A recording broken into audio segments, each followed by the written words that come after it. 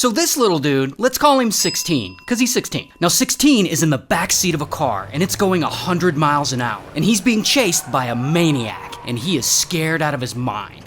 So one night, it's 16's birthday, and he's hanging out with a group of friends and their younger brothers. And there's 6 of them, and collectively, we'll just call them the boys. So the boys are hanging out one night, they're having a sleepover, and they start playing a game where they dare each other to do stuff. And eventually, it's this kid's turn. We'll just call him Mooney. So it's Mooney's turn to be dared, and one of the boys dares him to play Ding Dong Ditch, and Mooney agrees. Now one of the boys has a car. We'll call him Driver. So all 6 of them pile into Driver's car and they cruise around the neighborhood looking for a house. And boom, that's when they find the perfect one. They know the kid that lives there, he's a friend, he'll think it's funny. So Driver stops the car and Mooney gets out and he runs up to the door to ring the doorbell. Meanwhile, inside the house, the homeowner, who we'll just call Mad Max. Max has really been trying to relax. It's been a long week, he's been drinking all night, he just wants to be left alone. And suddenly, Max's doorbell rings, jolting him awake. And he's like, who in the f*** is ringing my doorbell this late? So he goes to the door and he opens it, and that's when he sees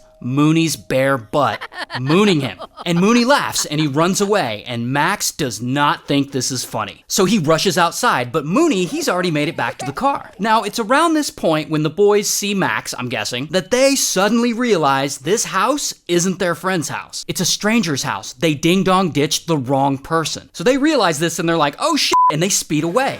And they're down the road a bit, probably laughing, talking about what just happened. And all of a sudden, bam, Driver sees headlights in his rearview mirror. Someone's behind him. No big deal, probably just a car passing. But this car starts getting close, and one of the boys in the car finally realizes it's Max, the guy from the house they just pranked. And Max is still pissed off. So the boys are like, oh my god, he's following us. So they start yelling at Driver to make it to the freeway, because they think maybe they can lose Max there. So Driver heads to the freeway, and Max speeds up right behind them. And then, pow! Max nudges their car with his car. So they go faster and try to escape, but Max just keeps speeding up behind them. And pretty quickly, Max is going top speed, around 99 miles an hour. And the boys, they're going as fast as they can to keep away from him. And they are freaking out. And then boom, Max rams his car into the back of the boy's car really hard. He rams him so hard, in fact, that Driver's head whips into the window and he blacks out. So there they are, the boys, and they're stuck in this car, going faster than 99 miles an hour, with a Driver who's now passed out. And they are terrified. And that is when Max's car pushes their car off the road and into a tree.